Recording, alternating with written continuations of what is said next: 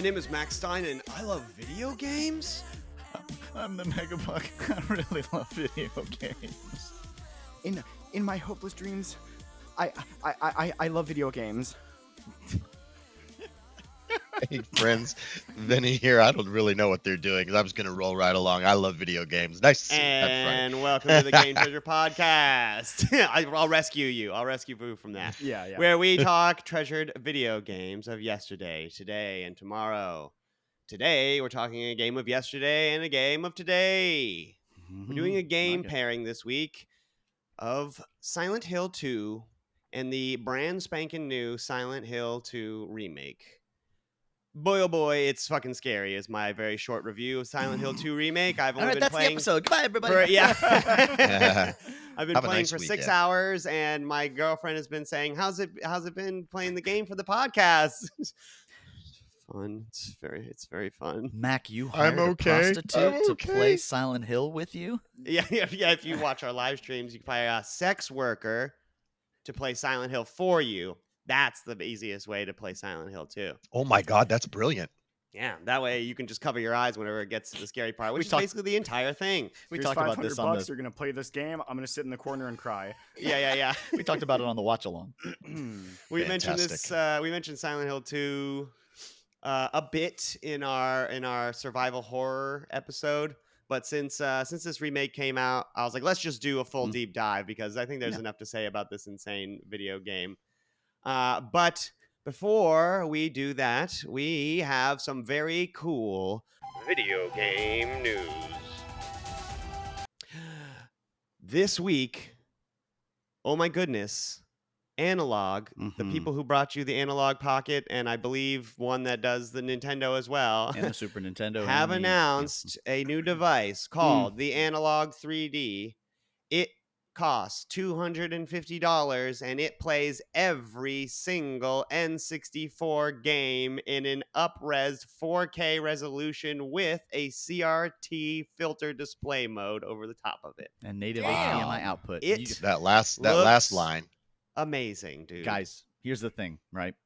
There's a lot of clone consoles out there, and what that is that's a newer console, a remake of an old console, if you will, but they can't copy the architecture because that's patented by whoever made it. Right. It's made by Nintendo. It's patented by Nintendo. It's made by Sega. You can't just copy Sega's circuit board and then say, I made a new Genesis, come buy it, because that's against the law. So what people have done over the years is there's been a lot of these consoles, but some of them don't read the cartridges exactly right. They use emulation, other things rather than the hardware, so you don't get the same experience. Games crash, some games don't work, all kinds. So there's some big boys in the marketplace, like Hyperkin, like Analog especially, who do this right. This is big.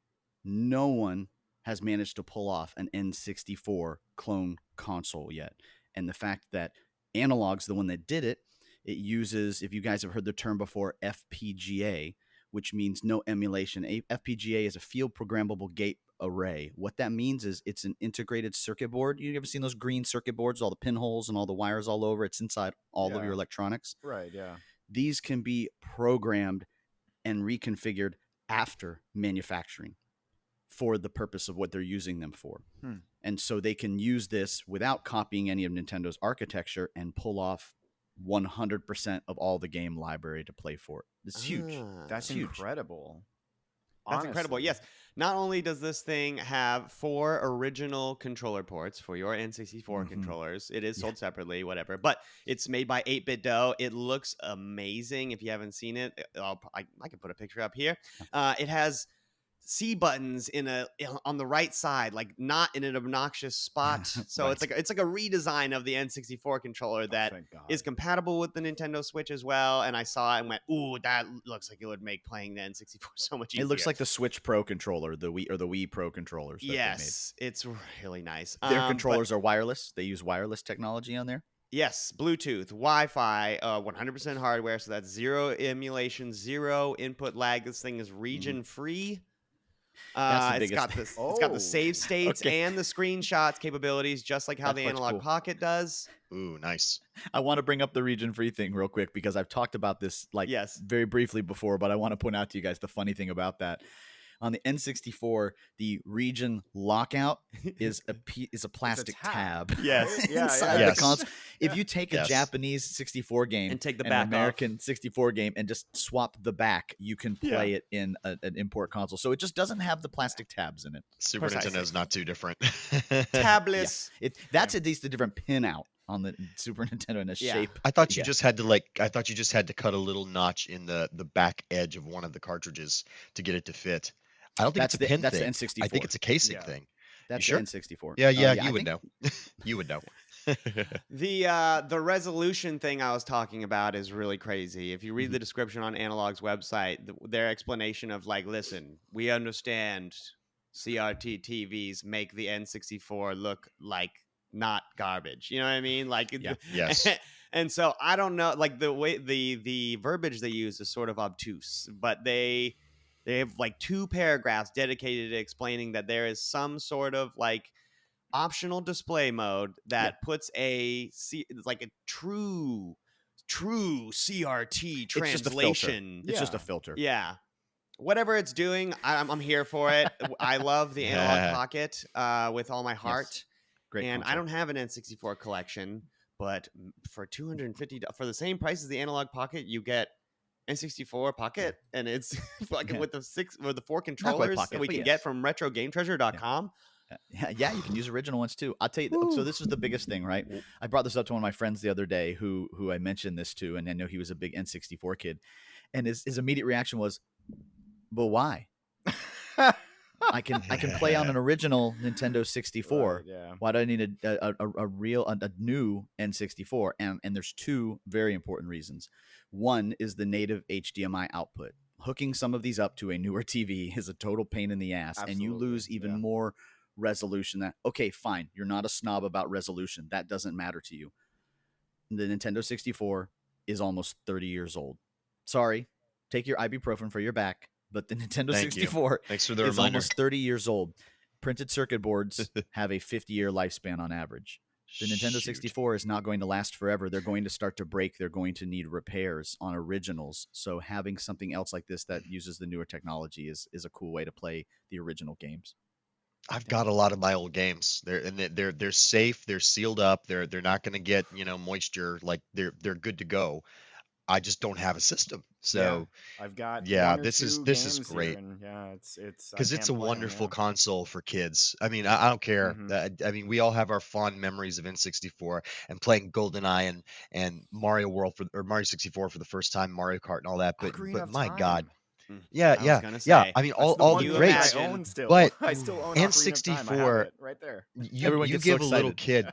I mean, I think of things through the lens of my kids. I mean, my kids are little, 5 and 2, Yeah. and you give a 5-year-old an N64 controller with Mario Kart, brother. I mean, I think that's like it's perfect for that age Have too. your kids play Banjo Kazooie? Have them play like all these like No, great yeah. mascot platformers? It's because that it's I when, play? I it's when have. video games themselves were learning how to be 3D. And Right. so you give a kid who doesn't know how to control in the 3D space, and you're like, here, they didn't know either. Good luck. You know what I mean? And it's just like, oh, okay. I yeah, have- it's very- Super I have an rudimentary, NES Classic that I've not opened for my 5-year-old. When he turns 6, he gets to have it.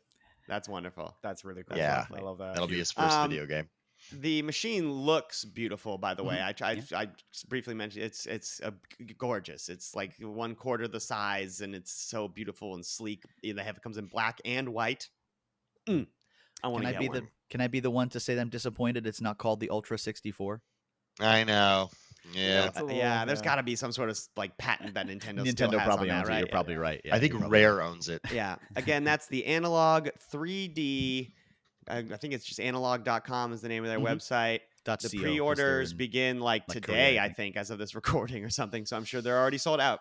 The good thing is that $250. they've been popular enough now that their products are not quite as difficult to get when they rerun them. You know what? Then you know what else? You know what else I just thought of because of how Analog works. These bitches are going to come out in different colors later, Oh, Yeah, hell yeah. exactly. Of just like course. the N64 did. Yeah, I have bet to. you're going to get a fucking translucent purple one of Yeah. these bad boys Wait in for a year and the- a half. Wait for your watermelon. It's Monday. Analog. It's Oh Monday. my god, that black one. It's Monday. looks Okay, so it's Monday as nice. of They've this already sold recording. out by the time you've heard this. Sorry. You have to Almost wait for the certainly second is, wave. Yeah, Yeah. Oh man. Oh that man, I Day in want the it so Pacific. bad. Ooh, this looks so good. Okay, Mm. man, that would be such an amazing. Anyhow, Yeah. enough of the news. I tire of modern day. Buck, take us back with this week's Retro Zone, presented by RetroGameTreasure.com. I wonder if the microphone can handle it. Let's go back.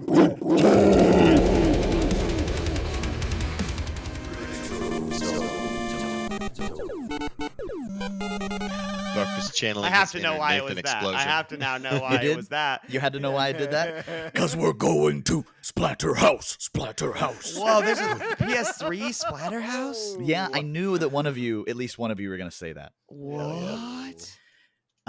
This is 2010's Googling. Splatterhouse. Oh, I'll tell you all about it, baby. This is 2010's I got you, boo. Splatterhouse for the PS3 and the Xbox 360. Originally developed by Bottle Rocket, who were later canned by Namco, and it was transferred over to a different studio put together by Namco. The developers of, remember the Afro Samurai game for the Absolutely. PS2? Yeah. Absolutely. They helped finish this game. It was kind of in development hell for a while. So this, if you don't know what Splatterhouse is, it's a very beloved, if you're a horror fan, franchise that started back in the late 80s. If we had earlier horror games based on things like, the Exorcist and some of these other like earlier movies, this was during a time when Jason and movies like that were big. So this is like a video game homage to like those. In the original, it was an arcade game, and then it was ported to the Genesis as well. They made 2 sequels that were Genesis exclusive, and they're all really pricey and hard to get a hold of. Oh, really? I didn't know You that. play as, I'll get into that though. You play as Rick in the original, going after his girlfriend. Demons have kidnapped her to the West Mansion or Manor, or whatever it's called. And basically he has to go save her, but he's just a dude. So this demonic mask is like, hey, you want to save a girlfriend? Hey, you want to do the mask? I'm gonna make you big burly strong boy, and you can go kill the everything. mask? But there's a bunch of crazy mutant Geiger looking demons and all kinds of things. It's a really bloody arcade game, and if you love horror, it is amazing. They made the 2 follow-ups. That was like in the third one. The third one came off of the Genesis in like 93. Right. This Forever is ago. 2010. So it took Namco just ignored this IP for forever, right?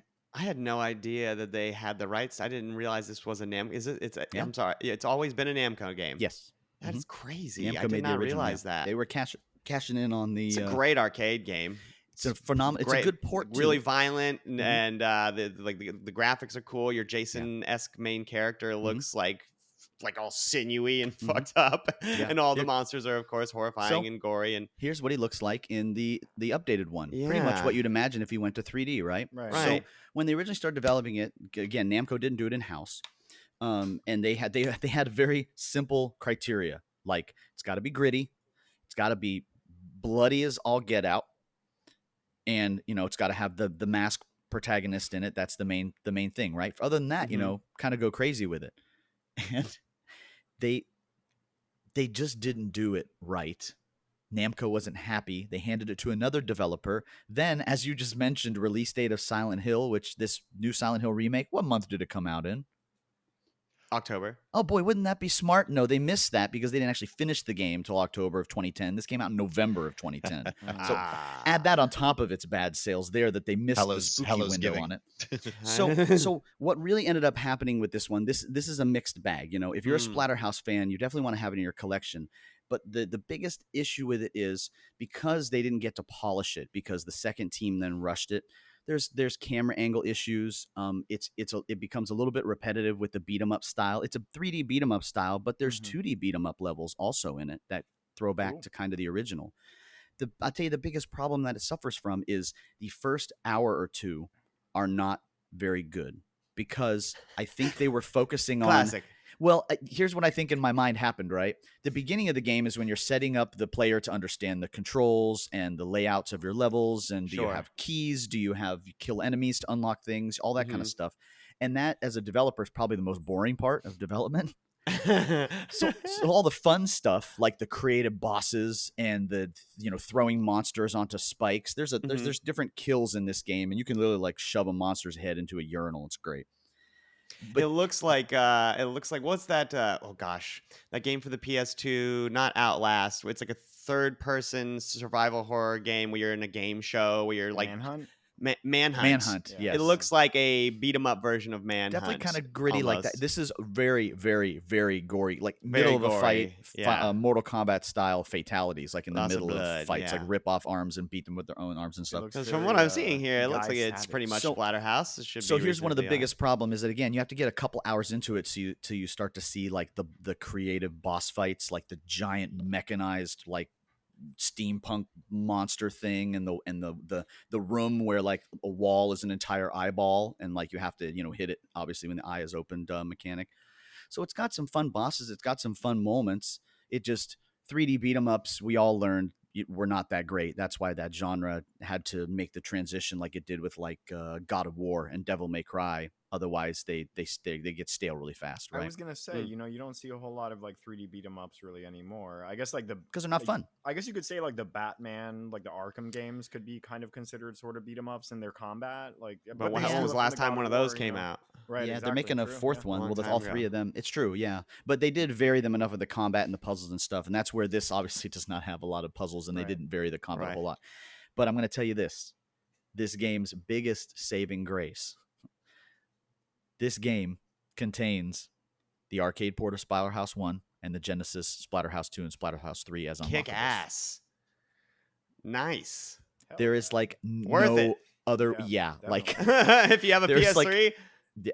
So for Mic drop. RetroGameTreasure.com, what kind of settings you got to have to get Splatterhouse for the It's just called Splatterhouse again. This is just called Splatterhouse. Yeah. Splatterhouse for the PS3. This is definitely it's got to have that over 8 agreed to have is it rated M? M for Rated mature, M. yeah, Okay. for sure. So yeah, and it's it a was on rated this, M beat 'em up horror. It was on this and the 360. It is more of a beat 'em up, yes, rather than a survival horror, which is where most of our horror games go. Right. But M for mature is one of those selections as well. So if you have beat 'em ups and M for mature, there are not a lot of games in those two categories. So. Yeah. Well, that was an interesting retro zone. Thank you, sir. I did not know that game existed, and it looks cute. You're not alone. If you like Splatterhouse, like Buck said, you might as well get this in your collection. It's got the other two in it already. Good stuff. All right, we're going to take a quick break, and when we come back, we're going to be talking about, we're going to be comparing, I should say, Silent Hill 2 to Silent Hill 2.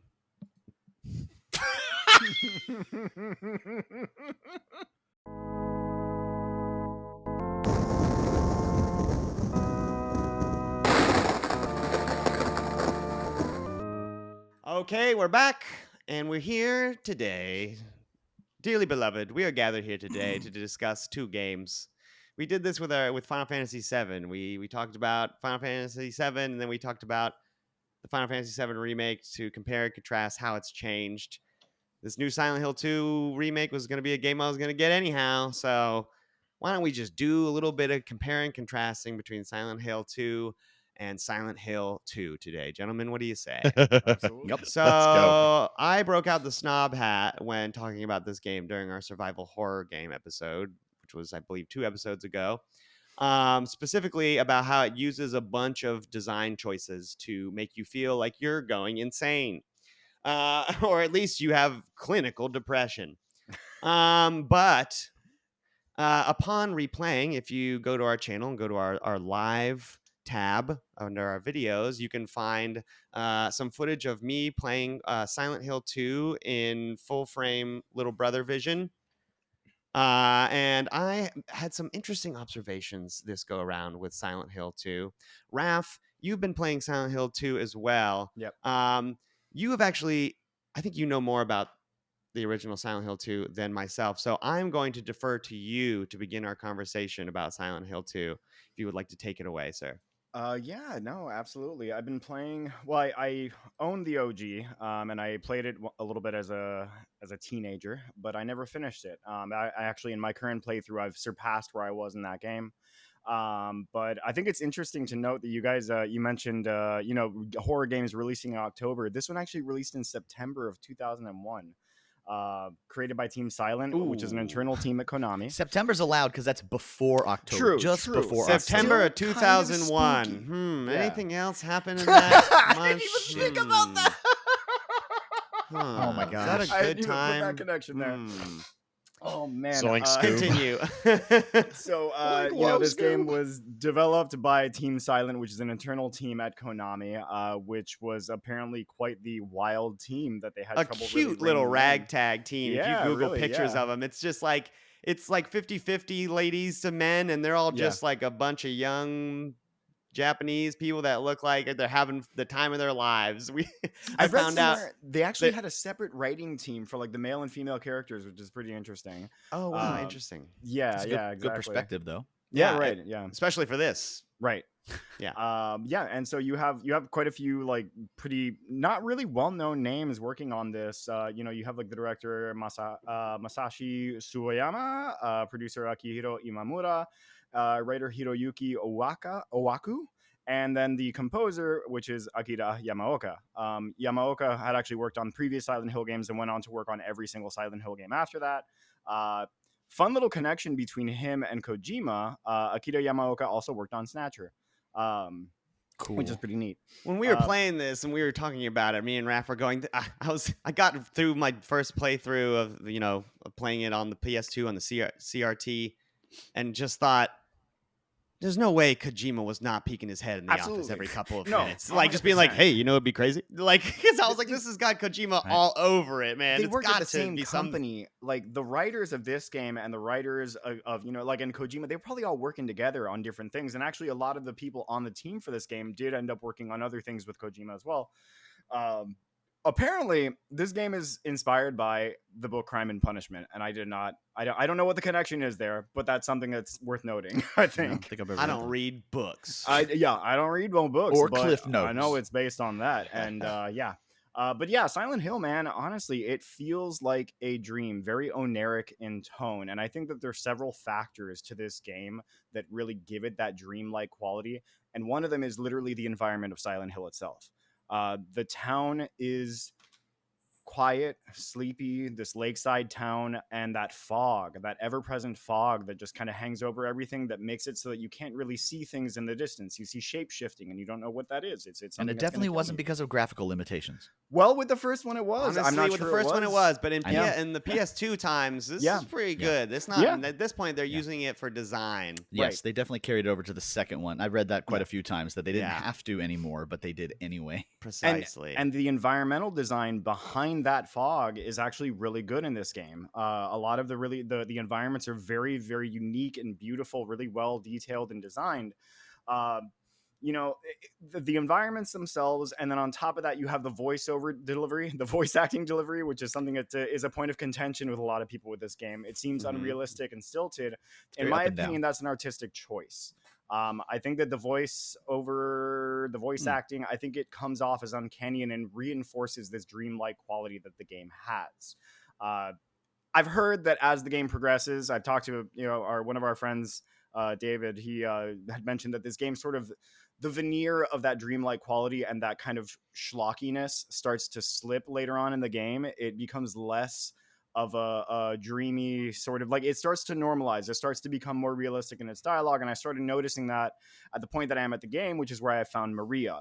The character Maria is voice acted excellently compared to James, who some people Yeah, criticize like, James's that's what I delivery, said. but Very hit or James's miss. delivery for me feels dreamy and strange and off-putting. Okay, I'll interject here yeah, because okay. this is perfect timing. He was high. absolutely. Go ahead. Because no, I wholeheartedly agree, and I'm just gonna pop the champagne cork on this discussion now. That me and Absolutely. Raph Yeah. and Buck don't snicker at any of the artsy, stupid things we're about to say. Too late. We, upon replaying Silent Hill 2, Mhm. I thought to myself,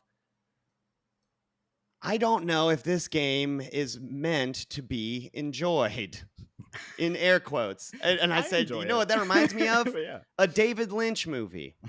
I don't think he makes movies to be like, oh, everyone's gonna love this. Like, Can't he not makes laugh it at that. because he makes movies because he's got something to say about some topic, be it depression, be it in David Lynch's case, like electricity.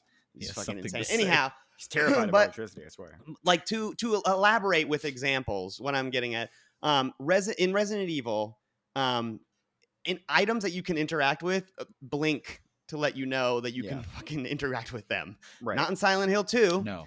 The They're hidden interiors in the darkness instead. and then they just don't stand out at all, and you're just like, oh shit, I was supposed to touch this baby carriage, I didn't know that. I was supposed to check this pile of feces. The interiors of Resident Evil look like a fucking Hollywood set in terms of lighting compared to Silent Hill 2. In Silent Hill 2, that game says you are in the dark.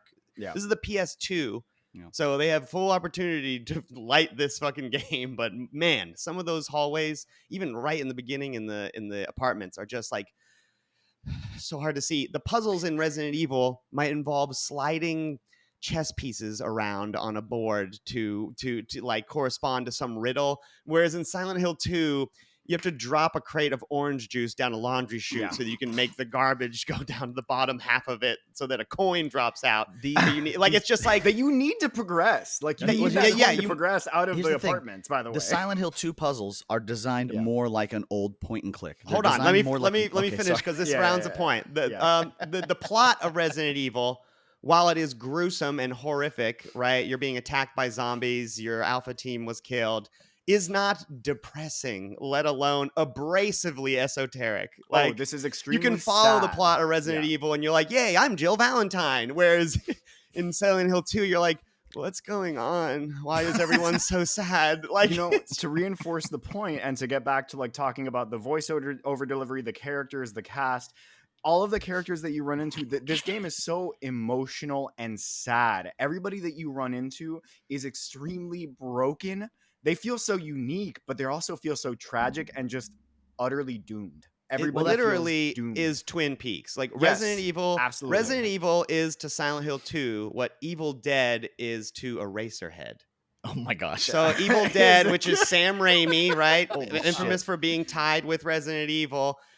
Silent Hill 2, much more like a David Lynch movie where it's like, it's scary to watch Eraserhead, but it's really about a guy going to meet his girlfriend's parents. And you're like, why is it scary? Because you're like, I don't know what the fuck is happening. It's like, it's just so, everything looks terrifying. And it's Mac's like, favorite type of movie.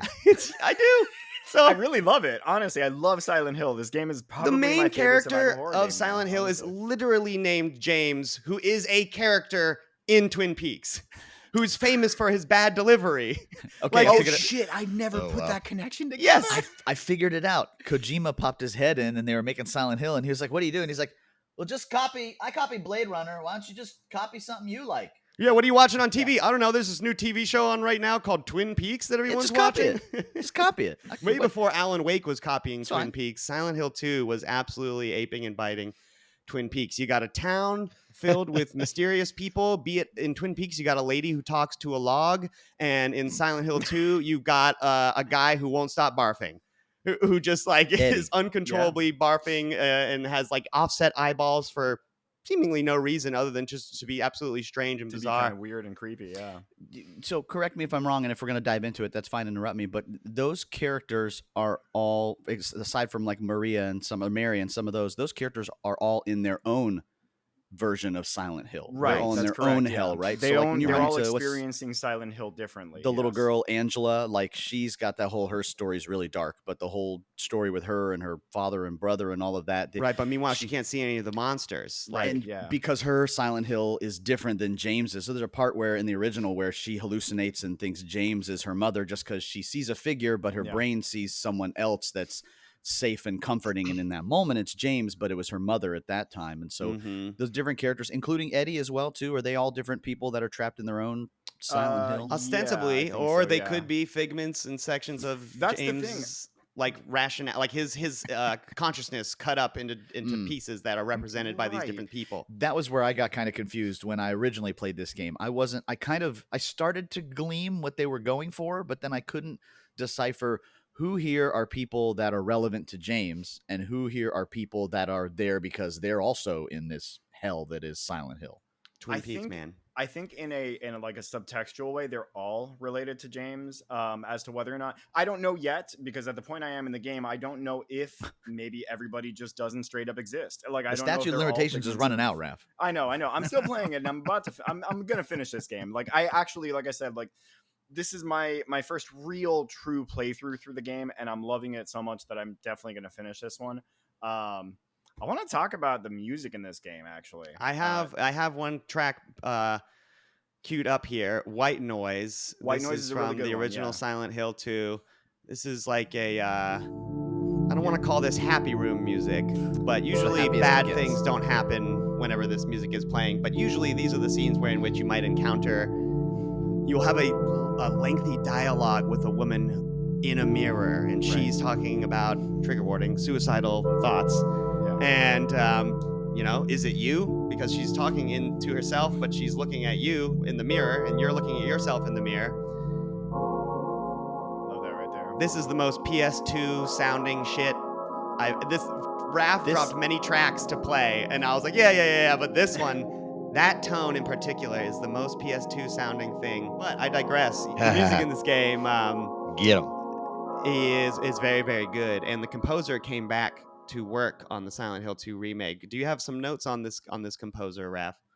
Yeah, I mean, Akira Yamaoka has a pretty extensive career. I noted the most, I guess, important games that he had worked on were probably Snatcher, and then he had worked on the anime Cyberpunk Edge Runners as well, which I thought was pretty cool. He also, Ooh, yeah, exactly. Big favorite. He worked on the first Silent Hill game, and then after that, he literally did the entire compositions for every single Silent Hill game going forward. But yeah, he's worked on a lot of games. He's actually worked on a lot of sports games, which is really fucking weird. He worked on like NBA Jam 98, which That's I think incredible. is wild. Awesome. Yeah, he worked on some kind of soccer game too. But yeah, no, Akira Yamaoka, I think a lot of the music that he made for these games is very similar to the kind of music that he makes himself with his band. I don't know if you happen to have Laura's theme pulled up, which is like my favorite track in the game, but it sounds like this weird alternative rock piece that just, it starts off the game. I think it may be the first one that plays, or it's one of the first ones that play. Yeah, I didn't download that or some of the other ones that are just sort of like regular good rock songs. I gotcha. Okay, yeah, you know fair what I enough, fair mean? enough, Because the 90% of the time you are not hearing those songs. You're usually just hearing the ambience of the hallway. Most of the time, you're not hearing any music at all. Yeah, I've noticed actually. These are very like specific cutscene specific songs that go with, like Raph said, either the intro of the game or these sort of like specific flashbacks about your dead Do you wife. have Promise Reprise? Did you? I only pulled that Just one. the one. No, Okay. yeah. Promise Reprise is the one that plays when I forget, Angela, I think is what her name was, when she's in the mirror with the knife and whatnot. Yeah. But yeah, Akira Yamaoka, man, I love the soundtrack of this game. I listen to it just in my free time. Sometimes when I'm working on like whatever project, whatever art or whatever, I'm just listening to it. It's incredible. Raph's that guy at the gym. Yeah. I wonder what he's so intense. I wonder what he's listening to. Hime. Suki Daisuke. Listen to the Silent Hill like soundtrack while working out before. It's great. It's horrifying stuff. But honestly, the music for this game is I think the final piece of the puzzle that makes that dreamlike feel, that oniric quality in this game, is that it sets the tone for when it comes in with purpose.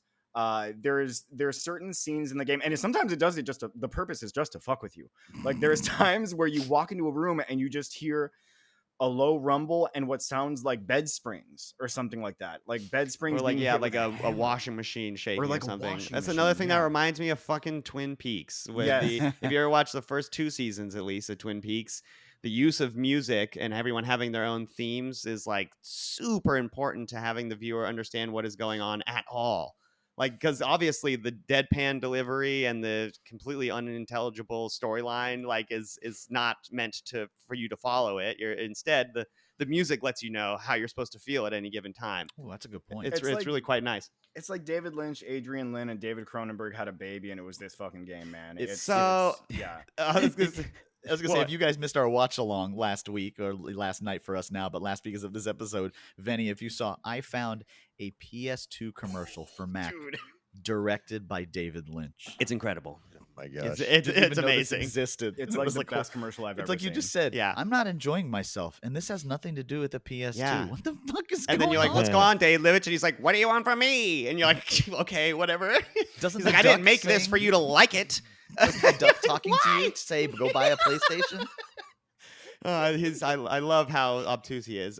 So let's talk a little about, and by let's talk. And anyhow, did you have any closing thoughts on OG Silent Hill before I just sort of gleam what I've taken from the remake here? Venny or Buck? I do not. I'm letting you guys just take this one away because I've Perfect. never played a Silent Hill game in I my was- life. So please Okay. continue. I am Perfect. And all I was enjoying going to this. say was things that probably combine the two of them that we can talk about afterwards. Perfect. Okay, so Silent Hill 2 Remake. Holy shit, I cannot elaborate on how highly anticipated this game has been since that first drop where everyone was really disappointed in the way James looked. Yeah. And he looks better now. It's They sold. Sonicked him. They did. They are like, oh, fuck, we gotta fix it. He sold Easy over fix. 1 million copies in just 4 days, and it's not even on the Xbox. Yeah. Konami, Wow. Konami has done it. They have successfully aped Resident Evil 4's everything, and they've done it with Silent Hill, and it fucking works. It worked. I was playing it and going like, oh yeah, the Resident Evil 4-ified Silent Hill. Yeah. And then I went, wait, this game's not made by Capcom. Oh yeah. Oh right. So Konami said like, fuck what we were doing. Let's just copy Capcom because our game was copying Capcom before. You know what I mean? When Silent Hill was copying Resident Evil, and so let's just do that again. And it is such a good idea. They just need to do this with all of them, in my opinion. Bloober Team, man. Bloober Team came through. Yeah, Bloober I hope Team they were do the- this for yeah. Silent Hill 3 as Mhm. well. So to stick with our topic comparing this to movies. So thus far, it's been a faithful recreation of the Mhm. original as far as I've gotten, albeit with some reordering of certain like moments and puzzles. I assume they do that so that people don't just like breeze right through the game if they already know how to play Silent Hill, right? So like in the clock puzzle, you have to find the hands to the clock this time, which you didn't have to do in the original Silent Hill. So besides stuff like that, and like in the beginning, you have to do like this puzzle with a jukebox before you enter the hotel in order to enter, which you did not have to do in the original. But anyhow, I digress. Besides doing that, I will say that the improving of the look of the models and the environment, as well as the voice acting quality improvement, Konami has turned Silent Hill 2 from a David Lynch movie into a Darren Aronofsky movie. So the guy that made Interesting. Black Swan, Mother, Requiem for a Dream. So these are like Oh, things Jesus. things where like psychedelic things happen and you might go like, holy shit, is this like even happening? But it's not like an art house film. Like even the dropping of the predetermined angles that it has, like Yeah, right, in the yeah. original Silent Hill 2, like how Resident Evil has, to Mhm. just over the shoulder, has changed it from feeling like a weird French art house movie to just feeling like a straight down the pipe, like normal ass Hollywood movie. You know It what I mean? feels more grounded. Everyone looking more real and delivering their lines like not insane people. Like we were talking about James before, like talks Slightly like less insane. a David Lynch movie. Like in this movie, I wrote James is less Tommy Wiseau and a lot more Jason Bateman. Like instead of like, you know, like I did not touch her. He like there's like when you meet the guy who can't stop barfing, he's just like, hey, whoa, buddy, you doing okay? I'm just trying to find my wife. And it's just like, oh wow, this seems like a normal guy who's just trying to find his wife instead Meaning of he a doesn't complete deliver it like, psychopath. are you okay? Right? Mary? Instead of a person who sounds like he's never Mary? talked to another human being before in his entire life, sounds like a real human actor. And so it still feels like a movie, but they've given quality of life improvements, like objects have little nodes when you can interact with them. So no more stuff just like hiding in the darkness of Silent Hill 2. Yeah, obviously the map pulls up much quicker for people like me who have to check the map every 2 seconds. And the third person perspective makes it much easier to search a room, honestly, than the fighting of the camera. So it's a different game, frankly, because it's been turned into a different movie now. Right. So like the visuals being a lot more realistic is a double-edged sword because the higher fidelity gives your imagination less room to play with. Like when you see the scene where Pyramid Head is doing naughty things to a set of legs attached to another set of legs, when it's happening on the PS2 in the darkness and the polygonaliness, you know what I mean? It's just very like Confusing. what the fuck It's is happening? scary. Yeah. You But know, when it's you like, what see it exactly? in the very high fidelity of my fucking awesome Ooh. graphics card for my computer, it Disturbing. just feels more like Saw or something. I don't know. It feels like I'm watching two actors do something. Okay. And so it doesn't feel like a strange piece of art where you're like, this feels cursed. Instead, it feels like, I don't know, I'm watching a horror movie or something. You know what I mean? Right. Albeit a very psychedelic, depressing horror movie, which is Psychological why I horror say movie, like Darren Aronofsky. You know, he Yeah. makes movies that are like pretty sad and also like kind of scary because you're like, what is even real? Yeah. So I'm like 7 hours into it, and it's been a struggle because it's so scary to play. But I bought it at full price, so you best believe I'm gonna play that shit all the way through. Raph, you would like it. I would recommend putting it on your wish list and very- waiting for it to come on sale at least. I'm very excited to get it. Yeah, I need a better graphics card. That's the only thing. There are people online who have been trying to slam dunk on this game and say that all of those quality of life improvements like make it not Silent Hill. And to you, I say bah humbug. I Yeah, think that's that silly. I think you're being a gatekeeper. Yeah. And I think you're while you're correct in saying like tank controls make the feel of Silent Hill clunky on purpose to emulate, and I'll say yes, you're right. That's And fair. that still exists, and this new one does not stop that from existing, but it Right. also doesn't make this a bad game because it's still really scary and fun and pretty much revolves around the same storyline. I think the OG Silent Hill and the Silent Hill remake, there is room for both of those two things to exist as excellent pieces of art. You know, I agree. One doesn't have to be better than the other one, which is something it's that not a often happens replacement. with Yeah, remakes. No. it's not a replacement. That's Yeah. like Right. watching the original black and white Night of the Living Dead Yeah. and the '90s remake of Night of the Living Dead. They Right. are both very good movies. They're just different telling. You know, the main protagonist, the main character woman, is a totally different personality between those two movies. Yeah. So it tells a different story, or the same story a different way, which is fun.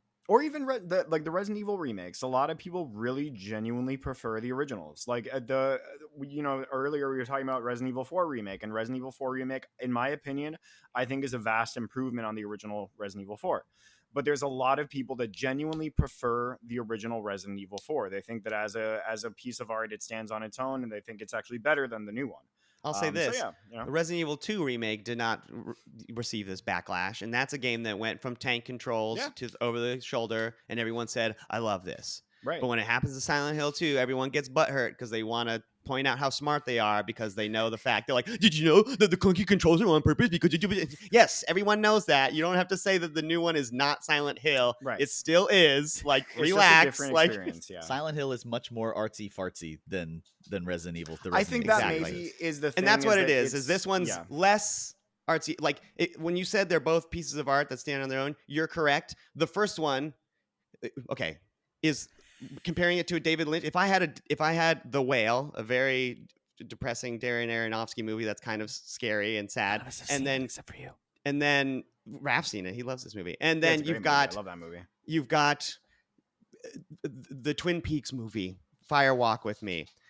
Fire Walk with Me, I'm gonna say, is an artsier movie because it's Sure, just, I I mean, it's guess. just more confusing. It's more guess. esoteric and strange, and so much more of it is up to interpretation, I guess. With like the strangeness choice wise, you know what I mean, which slightly gets eliminated when you do things like modernize the graphics or rearrange, you know, how James speaks to a female character to be less abrasive. You know what I mean? Like, seriously, there are people online that are just like, oh, women in video games are ruining. It's just like, just play the game. It's fun. It's Yeah. I promise you, it's still scary and good. And that game's more about his psyche than anything else. Exactly. Right. And it's all still there from what Yeah. I've seen thus far. It's just easier to play. It's not so. It's dark, but the flashlight is better because it's not on the PS2 on a CRT Look, TV. if anything, the Silent Hill franchise has been generally on the decline. I welcome anything that can revitalize this franchise and make it something that people will, maybe they'll make more Silent Hill games in this style, and we'll finally Precisely. get more Silent Hill games that are good. You know, like this Oh, only and means good Because things. speaking of which, Yeah. Bloober team knocked this out of the park. Yeah. Different team, but that Silent Hill F they're working on. Right. We said can it only before. Ryukishi Zero Nana is the guy that's writing the script for that, and he's the guy that did Higurashi When They Cry.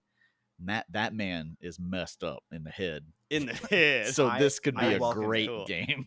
Yes. Well, I want a freaky ass dude making these games, please and thank you. I think that's honestly a fantastic closing point. Is that Yeah. this is.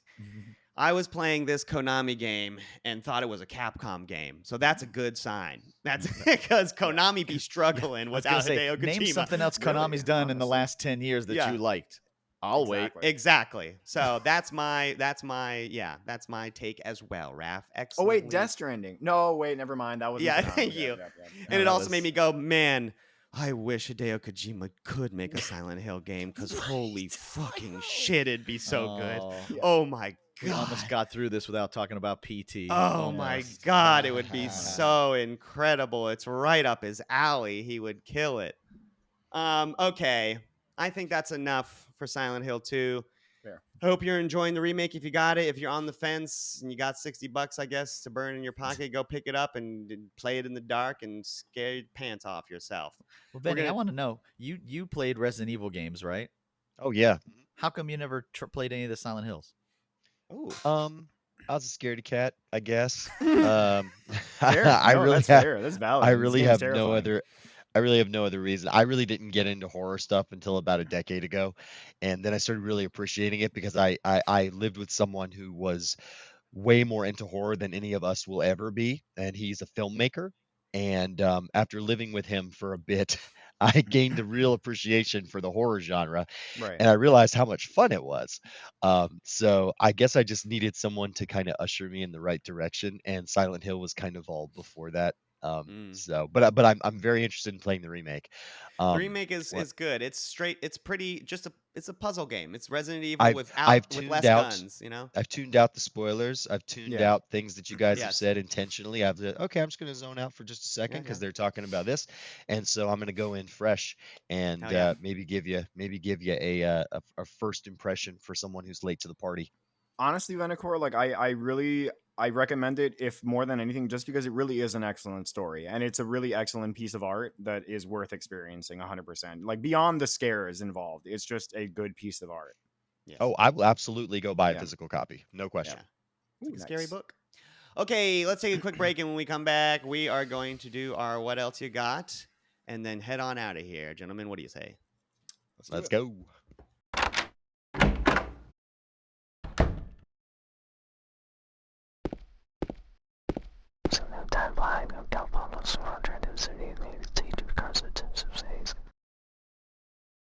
Okay, guys, what else have you got for me this week? The section of our show where we are allowed to bring anything to the table, be it video game, movie, puppet show, whatever.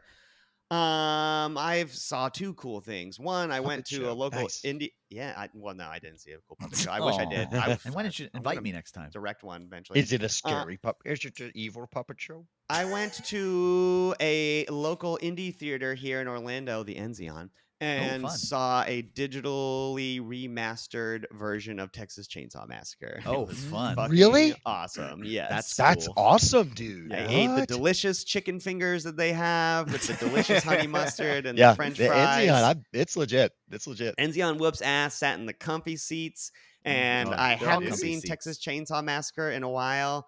Wow. And, that's a fun movie. It was Yeah. made before Halloween, and I thought, you know what? I didn't realize that. And I Mhm. didn't give this movie enough credit for kicking up that, like, blockbuster horror movie in which it's, like, half funny and half scary. Because I think when I was younger, I was like, why is it, like, trying to be funny? Like, it's really fucked up what's happening. Like, why is, you know what I mean? Why does it feel tonally so strange? And then as I see as an adult, I'm like, oh, it's because it's, like, funny. It's, like, literally trying, like, there's a part where when Leatherface hits the guy in the head with the hammer and then drags his body into the fucking, and his legs are kicking, and then he slams the door, and it's so traumatized. And then it cuts to his girlfriend outside, and she just goes, Mike? And everyone in the theater laughed. And I was like, oh, that was on purpose. You break the Okay. tension. You got to break the tension Yeah, to yeah. reset They it again. do. Toby Hooper is so good at that in his Josh movies. is The, good the scene filmmaking, at the right? Yeah. end where when Leatherface is trying to get the grandpa to hit her on the head with that hammer, and he keeps putting it in his hand, and he keeps like dropping it like a stooge from Three Stooges. And he's like, "Doop, Yeah. doop, doop, doop," and I was like, okay, I think this is also because people are laughing. You know what I mean? I was like, I get it now. So Mhm. seeing Texas Chainsaw Massacre in the theaters made me understand it better as a movie. And also, by digitally remastering it, they made this 1974 movie look like a 1984 movie, and so it was a that's lot interesting. nicer to look at. Look at the family scene when she's tied up in there and the family's sitting around there and eating at the table, which was completely mimicked in Resident Evil 7. I was about to Right? say Yeah, that sounds like the absolutely. beginning They of just Resident Evil completely 7, said yeah. who you directing that was like, I want to remake the Texas Chainsaw Yes. Massacre dining room scene, please. Yeah, pretty much Brother. that whole house. I played RE7 exclusively in VR. And so when you're sitting at the table Nope. and I've you're played looking, a little bit of that. It's you're scary. there, you're at the table. Yeah. I played the whole And- game in VR. Yikes! The other thing I wanted to bring real quick is I've been watching Adult Swim's Uzumaki. Oh, you how seen is it? it? Oh my God, It's how is it? so good. Yes, I There's been some Oh. controversy over the first episode. Seemed to literally people from Adult Swim have come out and said we got less budget after episode 1 because people were Right. like, it looks I heard that different, too. and it's just like, yeah, we didn't have as many animators. Yeah, So the that quality of the sucks, animation but is not as good in the I second couldn't episode, tell, but, yeah. honestly. I was like, Yeah, I didn't right. even see it, honestly, because it's one of those 3D animated animes that have the 3D models, but then the texture over that to make it look like it's hand drawn. But once again, being Uzumaki, it's black and white, Right. and so that effect has a better. It works better in black and white, and Yeah. because it looks, it also helps it look more drawn For by having those it be who black may and white. not know, Uzumaki is Junji Ito, and he is like the premier horror manga artist in Japan. He's a big deal even over here in the States. That's why this one's making such a splash. This one It's Bad Boy I'm right so here. jazzed you brought it up. Good This book. one in Yeah. particular is about a town that is cursed by spirals. Yes. Enough said. I'm not going to Yeah. spoil it any beyond that. Just That's it all you comes gotta out. say. It's coming out on Adult Swim weekly, and then it comes out on HBO Go or whatever HBO Max. They what change is their it called name again? every I don't know. year. Max. I think it's just back to HBO. Again. Whatever. It's on HBO the next day.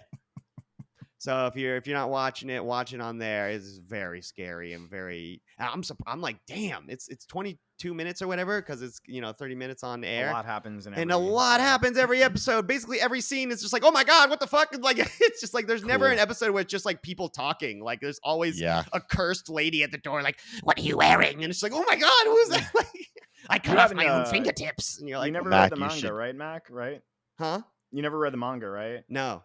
Okay. The ending to this is going to be wild. It's crazy. You should Yeah. you should go watch his 2000 movie Spiral. Oh, interesting. I didn't know he had that. Is that a live action one? It's a live action. Oh, interesting. Okay. Look up Spiral. But it's literally what Uzumaki means, right? It means spiral, I think. I think What so. that word means, yeah.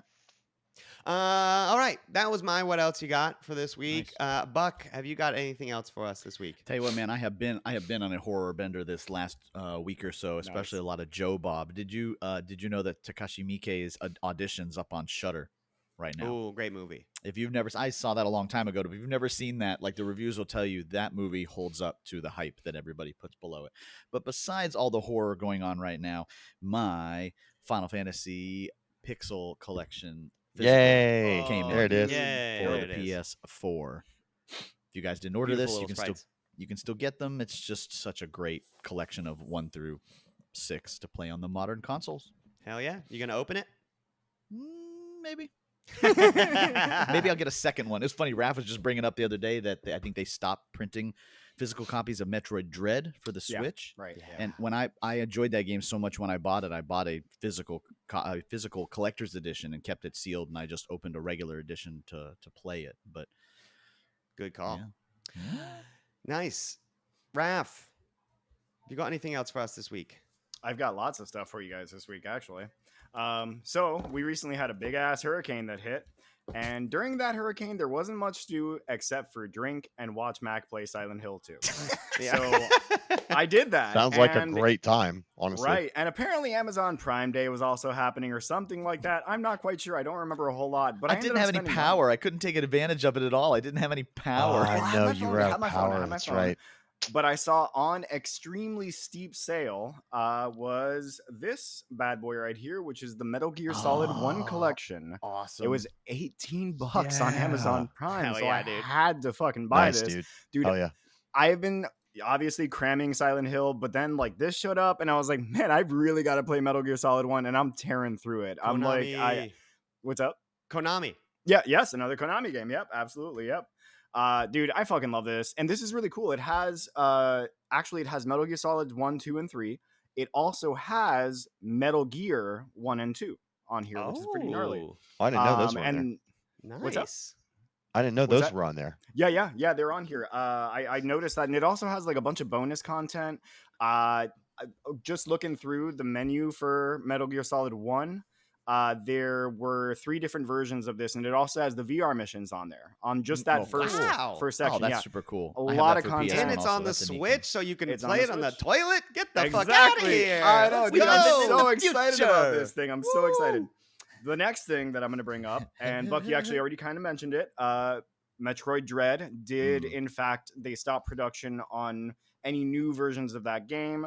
So obviously the price of that bad boy is going to skyrocket. So I had to get ahead of the curve, and I got a physical copy of this. I didn't know you got that. Oh my Yeah. Max Yeah, knows I was he keeping got this it. one secret. I was keeping Oh, it secret. shit. You guys didn't Yeah. know Mac and Raph are roommates, so Mac's just gonna run into Raph's room. Yeah, he's gonna right. Take it and then go play it. This I haven't started playing this because again I'm still playing through Super Metroid. I'm taking my time with that one, and then I'm gonna go ahead and jump into this thing. And then my final little thing that I got here was that a while back I pre-ordered a physical copy of this through Limited Run Games, and it finally showed up at my door. Animal Well. I got my physical of Animal Well. nice. The physical. Yeah, I'm so Nice, happy about gorgeous. this. This one's still wrapped because I don't really have a reason to You open might, it. and, keep it wrapped maybe. That's like the shortest limited run turnaround I've ever heard of. They must be producing that one. They must have not done that in short runs. They That's might have. fucking Yeah, I'm not 2024 sure. game of the year. You better be producing that one. Yeah. I mean, they usually take a year. I I know, still I don't know. have my clock tower. Well, yeah, the just clock saying. tower one. I so pre-ordered actually, that last October. I think the pre-order for this came out right before the clock tower one, and I'm also waiting for that clock tower to come in. I think it got delayed. Apparently, it's So coming in excited. November now. So, but whatever. That's my what else you got. It's like this week was like Christmas for me. Hell yeah. Yeah. Nice. Mr. Vinicor, what else have you got for us this week? And Christmas is the right word, Raph, right? It's Yeah. it's been a hell of a week. So myself and my older son have been playing Astrobot on the PS5, and we just beat Astrobot the other day. Guys, Cool. the last level of Astrobot is a carnival of PlayStation fan service. The more PlayStation lore you know, the cooler the last level is. He was playing, and the last level is a shooter. So I hand him the controller. He just squeezes the L2 and R2 and it's all motion control and just goes to town on it. I was tearing up watching this last level of Oh, Astrobot. wow. I am not even shitting you. It was that charged up with just awesomeness. And the final scene, not going to spoil it, there's a little final scene in the game that makes you go, no way, that cannot be it. And yeah, anyway, I really I hope they do some sort of bundle got a little for emotional Christmas there. that's got that game and a PS5 together or something. It would just that be would the be They best. haven't amazing. done that yet. What is I Sony am- doing over I, there? I am bummed that I missed out on the limited edition Astrobot DualSense controller Those with are the little cool. blinking eyes. Oh my What? god, I'm What? so That's cute. stupid. What? There is a look it limited up. edition Astrobot PS5 DualSense that the touchpad in the middle has the cute little Astrobot blinking eyes. Oh my fucking And god. I feel like such a I didn't know you moron didn't for know not not picking that up. way. This It's thing beautiful. is awesome. It's beautiful. Show him a little clip, Mac, while we're talking I about will. it. But Oh, it's just wow. awesome. Yeah, really something. Okay, I mean, wow. if I can find one aftermarket for a reasonable price, I might just Yeah. go ahead and get it. But so that and one other thing, Metaphor Refantasio, my game of the Ooh. year, dropped last Friday. So so 2 weeks by the time this comes out. I picked up a physical collector's edition of the PS5 version. I made an unboxing video, and Mac, did you want to check out a few seconds of it, or we'll just direct them to YouTube later? Or Yes. what do you? No, actually I do. Yes. Thank you for reminding me. Yeah, I made a little unboxing video for everyone, the physical collectors of Metaphor, and I'm about 15 hours into it so far. It's wonderful. here. It's Metaphor Day. I'm gonna do a little unboxing video for you guys. Your letter opener is a sword. A I sword. love it. My letter Of course, opener for is a sword. Refantasio. Oh, game of the year coming up. God, careful, stabbing so hard. Ooh. Oh, damn, that is Wowie. gorgeous. Whoa, what a box that Now, is. That is. After watching his video, especially, That's what you would Atlas expect from a Atlas collector's is edition. so much better at these collector's Like, right editions out than of the gate. Square Enix. I'm sorry. Very Yeah, they impressive. are. My You get so much more goodness. bang for your buck. And for Really? the price. Yep. I actually mentioned that in the video. So Beautiful. yeah, lots of cool The stuff to spoilers are share. there, I know there's some so sneaky I wanna peeks get out there too that into the code is minutia. already I wanna redeemed, so just don't even try it. You can see the and full video on my YouTube not channel. Search completely Mr. sure. Maybe it's Venacore just called TTV. special because That looks great. But yeah, Metaphor is fantastic if you like Persona or if you just like JRPGs in general. I mean, it's a 10 out of 10 for me so far. I have nothing but good things to say about it. Now, in the usual Persona fashion, it's the long game. It takes a little bit. It takes a few hours to really get immersed and into the story, and you really got to stick with it. I'll be honest with you. The How first time I long played, to beat? Next for week, sure, yeah. we are going to Oh get yeah. into that. I'm going to expect a full review on my desk, Mr. Venacore. Yeah. Well, Wonderful it's shorter stuff. than Persona 5. Oh yeah, whatever. That's If probably not 'cause true. you don't have to go to school, 75 I don't hours. think. 75 hours. They didn't That's do not any bad. side Holy content. shit, that's not bad for a Persona team 75 game. hours. If you're not going to talk about it, I'm going to talk about the new Hunt gameplay mode came out. I didn't mention Oh, it that's because I was right. going to. Bro, what's the name of the mode? Clash. So Bounty Clash. Bounty Clash. Hunt, the shooter game that we're obsessed with, has come out with a new gameplay mode where instead of the bounty being somewhere in a giant map and you have to find a bunch of clues and then find it and kill it and then extract with it, there's a new gameplay mode where you and the same amount of people, the 12 whatever players it is, spawn 12. in one like area, Compound. like one compound. That's the word. So it'll multiple buildings in this compound, maybe a little bit of surrounding area, but you are literally like fenced off with like a red line that says like this is the play area. And there is a bounty that is already dropped, like on the floor. Or no, I'm sorry, not already dropped. There's a dead bounty A dead waiting to boss. be what's it called? To Banished. start the Banished. banishing. Just in the center of the map, just straight up marked. You already know where it is. So it's just a race to that thing, to the banish, to the grabbing, to the extracting, which is on the very edges of these very tiny map. You can go from picking up the boss to the extraction point in like 15 seconds. So it's like that. Oh, I wish I could remember the name of this 90s movie where the guy gets all the criminals in the mall and then he gives them all guns. Is that the one with Christopher Lambert? Yes, God, do you remember what I'm talking about, Buck? God, I damn it. remember I think the it's got movie. I just Ice remember the- Cube in it or something as Yep, well. it does. It reminds me of that because it's just like Sounds great, actually. you spawn in the game and you are just like there's people to your left and to your right. Fortress? And that might be it. I was hoping that you would just know because I was like the only Sorry. way I saw this movie is because you were watching Mean it Guns. when we were. Mean Guns. Okay, I'll take your word for it. 100% Mean Guns. So Cool. it has turned the Tarkov-esque bounty hunt mode that we normally love into a fucking Halo style shooter, like a fucking Modern Warfare. Obviously, it still plays like Hunt, but I mean, you start and you are fighting, and Something that's really, really great about this mode, and Buck and I got a chance. Buck and I have played probably a dozen games of it already, probably more than that. And what you find is you build your character very differently because you don't just get a free hunter and go in. You actually create a hunter on your normal roster, deck them out as much as you want or as little as you want, and you go right in. But you're buying these hunters and you're buying the gear. So what's interesting is you find yourself realizing, hey, I don't need a stamina shot because I'm not going to need to run all the way across the map. I don't need this. I don't need this. And I've never used this item before, but now all of a sudden this item and this build and this perk is really relevant because of this mode. So I like it. It's only for a limited time. It's for weekends, for like the next 6 weekends it's running. It's a lot of fun. And it helps you get better at the PvP aspect of Hunt, which is the part that I'm not as good at. And it's great practice. And it's fun. It's fast paced, which Hunt is not.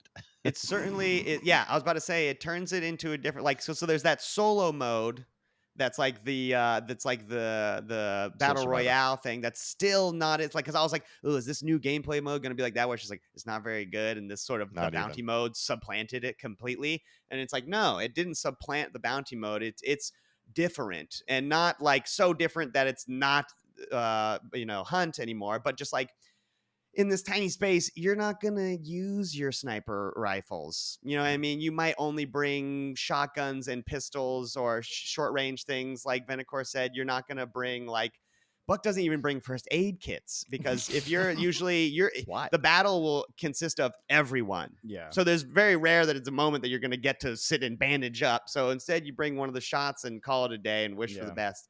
You might even want to just hit a shot right when you start. Honestly, Pretty that's much. crazy. How, But how tight I it could is. still see where it's like every once in a while you're going to want to jump into the regular bounty mode because it's just a different gameplay experience. Go see our hunt episode when we gush more about it. But like to me, the best part about the bounty hunt and mode in hunt is that it's all chill until it's not. And after you've played a few rounds, you realize that it can become that at any time. Because sometimes you can go an entire round without meeting anybody, and sometimes you meet somebody on the first fucking place that you visit. This takes that away, but supplants it with the bonus of you get to shoot the guns. You get to shoot the guns every time you play. Because sometimes you play around a hunt and you It's don't get all to shoot the guns. gunplay. Yeah. It's all Wonderful. gunplay, baby, and we love those hunt guns, man. They fucking whoop ass. I'm loving it. I had to mention it. Anyhow, that is it. That does it for our episode. I'm probably going to play some of that shit right after this. Do us a huge favor, like and subscribe. If you're just listening to this, head on over to our Instagram at the Game Treasure Podcast to see our beautiful faces in tiny doses while you're on the toilet. Make sure to check out our live streams.